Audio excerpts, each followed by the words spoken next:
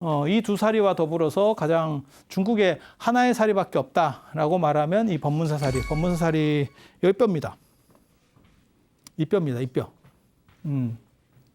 이 뼈입니다. 손가락 뼈입니다. 그래서 지골이라고 해요. 지골. 지골. 지난 시간에 제가 그거 말씀드렸었잖아요. 뼈 중에서 가장 대단한 뼈라고 하면 두개골. 두개골. 그 다음에 전골. 전골살이라고 하잖아요. 전골. 그 다음에 치아. 치아는 단단함. 그 다음에 전골은 어떻게 보면 가장 핵심이라고 하는 그런 의미를 가지고 있다. 그런데 여기서 나오는 거는 손가락뼈입니다. 손가락뼈. 손가락뼈. 이게 이제 어떻게 발굴되느냐 얘기를 먼저 해드릴게요. 1981년에 저희가 비가 와요. 서안인데 서안에서 지금 한 120km, 그러니까 지금 한 2시간 정도 차 타고 가면 저 법문사가 나옵니다. 비가 오는데 저기 지금 써 있잖아요. 47m짜리 탑이 있었는데 이게 옛날 오래된 탑이에요. 그리고 거기에는 아무것도 없을 거라고 생각을 하고 있었어요. 근데 그 탑이 47m짜리 탑이 절반이 무너집니다. 이렇게 사진 안 보면 진짜 말로 들으면 그게 가능해? 라는 식의 개념입니다. 이게 반만 무너집니다. 반만. 사진이 남아있어요. 사진이 남아있어요. 그래서 저건 전탑이라서 그래요. 벽돌탑이라서 벽돌탑이 아마 지진도 한번 맞았을 겁니다. 지진을 맞으면 가운데가 균열이 간 상태에서 빗물이 침수되고 자꾸 이러는 과정에서 얼었다 녹았다 하면서 이렇게 조금씩 하다가 한꺼번에 후룩 넘어가는 거예요. 제가 또 고건축 전공자 아닙니까? 제가 고건축을 전공한 사람으로서 저렇게밖에는 해석이 안 돼요. 저렇게. 그리고 서안이 원래 지진대예요. 질련산맥하고 관련해서 지진대입니다. 그래서 이게 반이 날아가니까 이게 이제 문제가 생겼잖아요. 그러니까 중국도 되게 재밌어요. 이때만 해도 중국이 메롱인 상태였기 때문에 그런 거예요. 지금 같으면 저런 문화재가 옛날 탑이 무너졌으면 빨리 뭐 이렇게 해서 복구를 해서 해야 돼. 81년에 무너졌는데 발굴을 86년에 합니다. 그러니까 반쪽짜리로 한 5년 동안 서 있었던 거예요. 그러니까 무슨 얘기냐면 지진이 나서 경주에 지진이 나서 석가탑이 넘어갔어요. 5년 뒤에 수습을 시작하는 거예요. 이게 나란가 싶습니다. 근데 중국도 그랬었어요. 제가 처음 중국 갔을 때만 해도 뭐 그때 90년대 중반에 제가 중국을 처음 갔었는데 소림사 앞에서 진짜 고구마 사 먹으면서 들어가고 이랬었거든. 아유, 얘가 소림사야 이러면서 군고구마 사 먹으면서 이렇게 껍질 버리고 이런 식으로 다니던 시절이에요. 지금은 소림사 쫙 앞에서 거기서 내려서 그 전기차 타고 들어갑니다. 한참 이렇게. 그때는 그냥 소림사 바로 그 내리자마자 소림사예요. 어이구 소림사. 버스에서 내리면 소림사야. 달마대사가 나 마중 나오는 줄 알았잖아. 그렇게 가까워 진짜. 그렇게. 시절이 그랬었어 시절이. 예. 근데 80년대 그게 무너지고 나서 86년에서 87년에 이제 발굴을 했는데 아유 대충 발굴하는 거죠. 그래갖고 이거 수습해가지고 어떻게 좀 이렇게 쌓으려고 했는데 그러다가 이 밑에를 열었는데 밑에 엄청난 게 있어요. 지하 궁전이 나옵니다. 지하 궁전이. 이건 굉장히 중요한 거예요. 그래서 그거를 열었더니 당나라 때 타임캡슐이 그대로 열렸어요. 그래서 저거를 뭐 세계 8대 불가사의네 뭐 어쩌고 하네. 아무튼 최근에 발굴된 유적 중에는 최고급일 겁니다. 왜? 당나라 때 그게 그대로 그 당시에 저게 보통 사찰이 아니고 그러니까는 신라로 얘기하면 황룡사가 국찰입니다. 그러니까 신라 제1사찰, 황실사찰. 그러니까 원효 같은 사람은 황룡사에 못 들어갑니다. 원래는 특수한 경우에만 들어가요. 거기는 진골, 성골에는 못 들어가는 데거든요. 육두품 못 들어갑니다. 원효가 육두품이라서 못 들어갔다가 나중에 특수한 금강산매경소 강설하러 들어가는 거예요. 그거 할 사람이 없어서. 그런데 여기는 황실사찰이에요. 황실사찰. 그래서 이 법문사가 무슨 절이냐면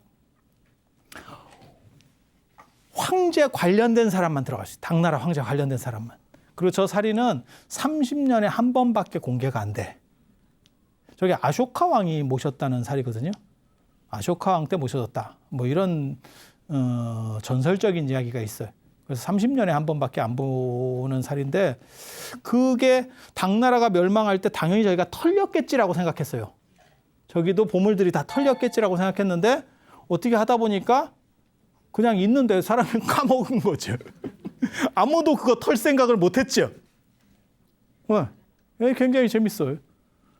진시황릉은 털렸다라고 생각을 했는데 알고 보니까 안 털렸었던 거고, 그리고 그건 털기가 어려웠던 게 너무 커서 그래요. 무덤이 너무 커서. 그런데 여기는 털린 줄 알고 뭐 있겠어? 라고 하고 그냥 발굴하다 보니까 대박이 난 거예요.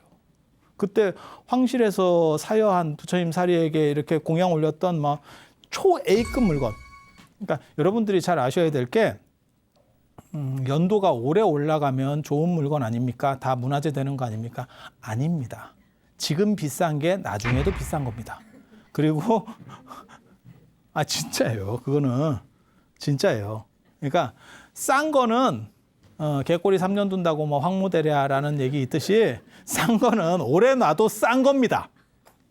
물론 재산 가치가 좀씩 올라가겠지, 희소성에 의해서. 하지만 그 정도 말고, 그러니까 여러분들이 생각하시는 고려청자 뭐 이런 것들이 있잖아요.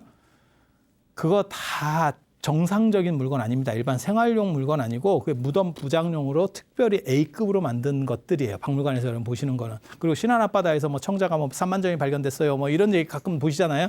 그거는 일반 생활용품입니다. 그거는 크게 안 비쌉니다. 뭔 뜻인지 아시겠어요? 그래서 이게 완전히 차이가 나요. 근데 저때 황실에서 올린 최고의 공약물들이 거기서 쏟아지는 거예요. 그 중에 하나가 칙천무 치마 뭐 이런 것도 있어요.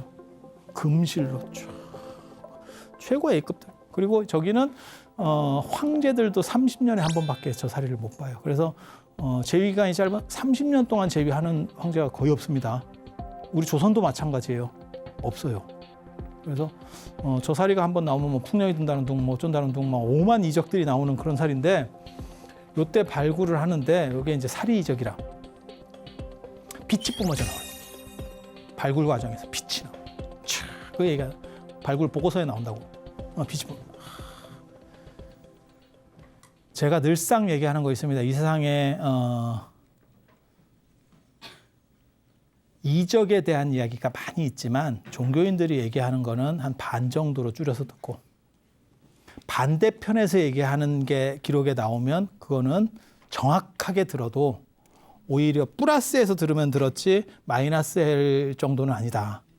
그게 뭐냐면 공산당들은 원래 저런 걸 안 적습니다.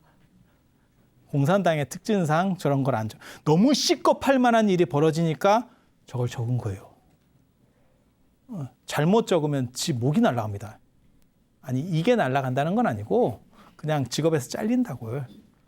그래서 그런 상황인데도 그 이적이 나오는 게 저 법문서 사리예요.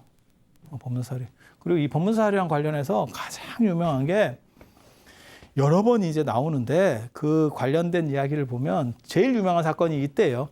당나라 11대 헌종 때인데, 이게 800년대 이 사람의 재위기간이 805에서 820년이거든요. 그러니까 당나라 말기입니다. 이때 이제 당나라가 이제 건국된 지가 한 200년 이상 넘어가니까 나라가 이제 조금 상태가 안 좋아요. 옛날에 잘 나가던 시절 끝났고 옛날이요 하고 있는 거예요. 그때 부처님 사리가 이제 올해 친견할 수 있는 때랍니다. 라고 이제 황제한테 얘기하니까 황제가 그러면 뭔가 굉장히 좋은 일이 생기겠다. 이렇게 해가지고 대대적으로 이제 홍보를 해요. 그래서 실제로 저게 사리가 저때 법문사에서 사리가 나왔을 때 기록이 아주 자세하게 나오거든요. 120km라고 그랬잖아요. 그 길에 사람들이 꽉 차 있다는 거예요. 꽉 차 있고 거기서 손가락 태우는 사람, 팔 태우는 사람, 뭐 5만 사람들이 많이 있다는 거예요. 연비 공양, 뭐 이런 거 있잖아요. 소신 공양 이렇게 난리가 난다는 거예요, 지금. 하는데 저 사리가 나오기만 하면 막 풍년이 들고 이런 좋은 일들이 많이 생겼거든요. 그때 이제 찬물을 끼얹는 한 사람이 나옵니다. 이 사람 때문에 이 사리 공개 때가 굉장히 유명한 거예요. 그게 한유의 논불골표라고 하는 거예요. 논한다 부처의 뼈를, 붓다의 뼈를 논한다. 그래서 이 한유라고 하는 사람이 어떻게 보면 유교 부흥운동을 시작한 단초를 연 사람이에요. 그래서 한유가 뭘 주장하냐면 도통설이라 그래서 맹자로부터 끊어진 도의 이러한 정신이 유교의 정신이 내가 드디어 부활시킨다. 뭐 이런 식의 자부심을 가졌던 사람이고 저 사람 제자가 이제 복성서를 지었다는 이고라고 하는 사람이에요. 그래서 한유, 이고, 그 다음에 주렴계, 그 다음에 정호, 정의 이렇게 계산하는 사람들도 있고 뭐 좀 복잡해요. 아무튼 그렇다고 치고 이 사람이 이제 의기를 보여서 논불골표를 쓰는데 이게 뭐냐면 부처님 살이라고 하는 게 외국인 뼈 아니요? 이렇게 써요. 글을. 그래서 저런 거는 그냥 갖다 버리는 게 왜 찝찝하게 저런 걸 황실에다 모시고 지금 저 황제는 뭐 하는 거냐면 황실 사찰에다가 딱 모셔놓고 지금 절하고 막 이러고 있는데 저기다가 저걸 쓴 거예요. 저거 갖다 버리든지 부처님이 실제로 존재한다고 하더라도 사신 정도의 예로서 영빈관에서 맞이하면 되는 거지 그렇게 높일 필요가 있는 게 아니다. 도대체 황제가 그러면 되느냐 이렇게 얘기를 해요. 그리고 부처님 뼈는 다 죽은 그 끝난 거니까 저거를 바다에 버리든지 물에 태워버리든지 이렇게 하라고 써요. 조선시대 같으면 브라보 이랬겠지. 하지만 저 때는 당나라였습니다. 황제가 어떤 자세를 취했냐면 쟤 잡아 죽여. 저거 잡아 죽여. 이렇게 황제가 명을 해요. 그랬더니 그게 또 아이러니하게 한유가 살라고 하는 복은 있었어. 옆에 신하들이 불교 믿는 신하들이 뭐라고 얘기했냐면 부처님 사리를 황실에 모셔놓고 사람을 죽이는 것은 이거는 길하지 못합니다. 마음에 안 들더라도 살려주심이 좋을 것 같습니다. 그래서 조주자사로다가 좌천을 보내 지방관으로. 지방 관찰사 같은 걸로 이제 떨궈낸 거예요. 지방에 내려가니까 인생이 이게 이런 게 아니구나. 이 사람이 되게 재밌어요. 저 사람이 저런 자세로다가 일관했으면 저도 박수를 쳐줍니다. 야, 저건 괜찮은 사람이야. 자기 신념을 위해서 죽을 수 있는 사람. 저는 저런 사람들 좋아해요. 개인적으로는.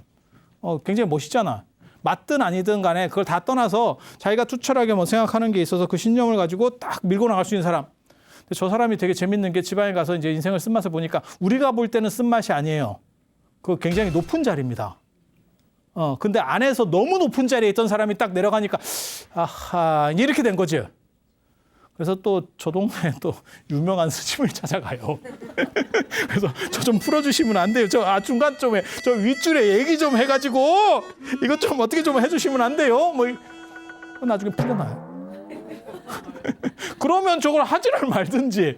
근데 아무튼 이게 당송 8가문에도 이게 들어가 있거든요. 그래서 이게 그 고문진보에도 들어가요.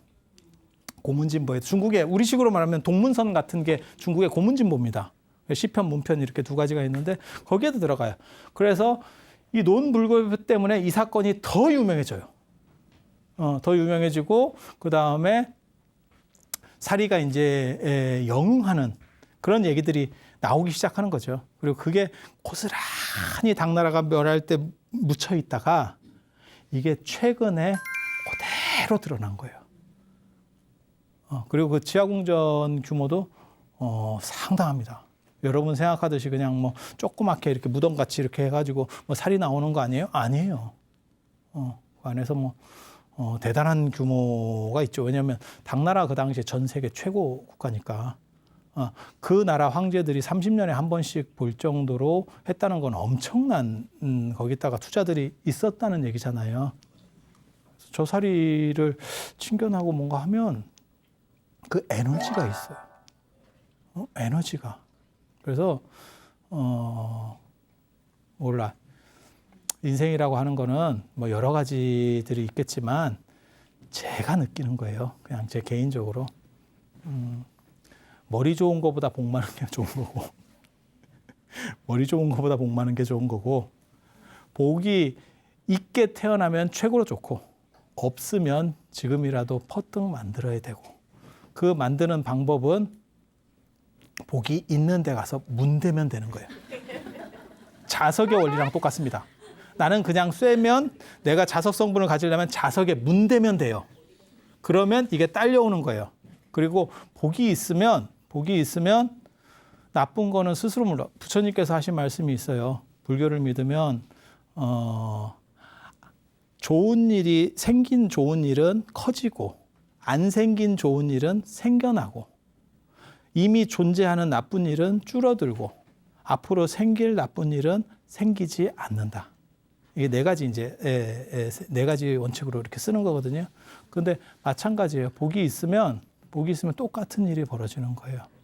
그래서 모르겠어요. 제가 사리에 대해서 많이 추적하고 사실 연구하고 나중에 우리나라에 와서도 제가 또 이 사리 얘기를 하지 우리나라에서 또 영험한 사리가 있어요. 영험한 사리가 있어요. 그리고 우리나라도 시대를 대표하는 사리들이 있습니다. 자장 스님이 중국 오대산에서 모셔온 사리.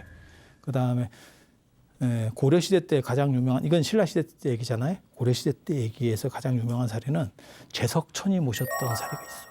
중국에서 중국 송나라에서 최고로 모셨던 사리가 우리나라로 나중에 들어오는 이야기가 있어요.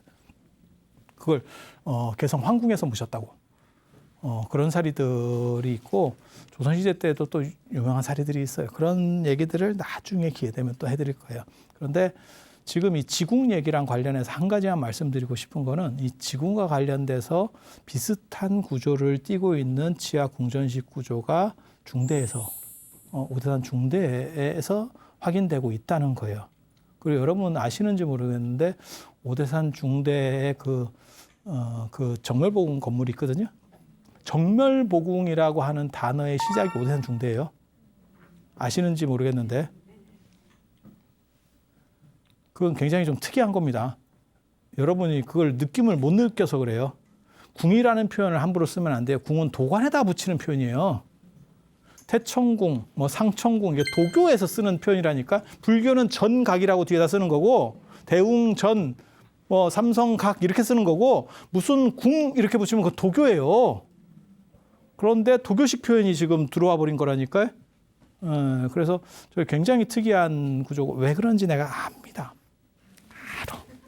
나 말하고 싶어 죽겠네. 내가 진짜 다 있는데 얘기를 못 해주는 거야. 왜? 시간이 없으니까. 근데 한 가지만 내가 얘기를 해줄게. 그 정멸보궁이 얼마나 좋은 집이냐면 집 속에 집을 지었어요.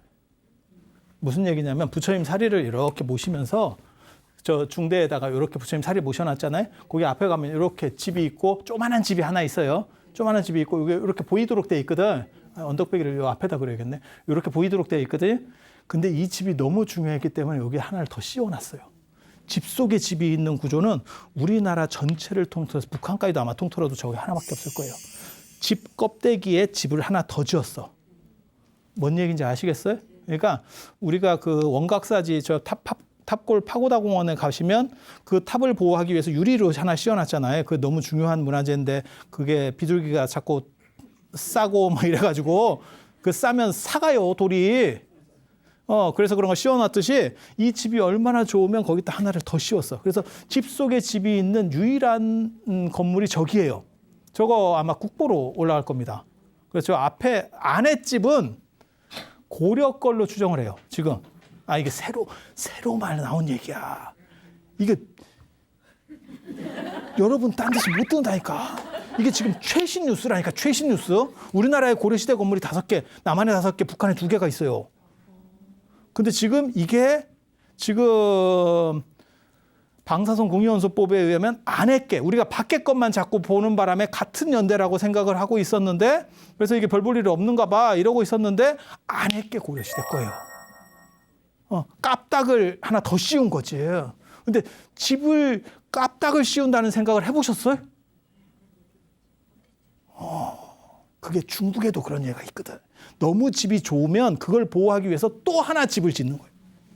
더 좋으면 또 러시아 인형이에요. 러시아 인형. 그렇지만 한 번 씌우지 그 깝닥은 나중에 허물어지면 다시 보수하면 되니까 그 깝닥에 껍닥에 이렇게 하면 지구만해지겠다.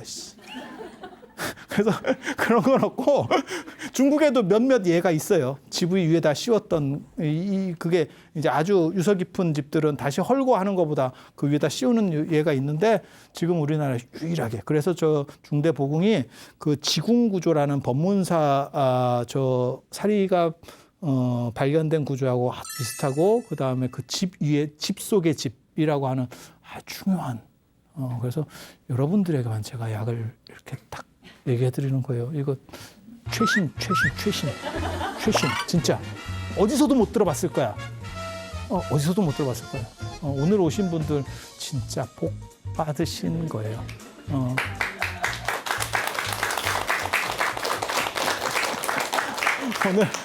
오늘 이상하고 다음 시간에 저 도안 스님 얘기를 해드릴 거예요. 중국 불교의 어떤 틀을 형성하는 그러니까 지금까지 있었던 중국 불교의 초전기에는 약간 산만한 부분들이 있거든요. 그러니까 들쭉날쭉한 것들을 이제 어떻게 해서 정리해서 하나로다가 연결시켜 보자.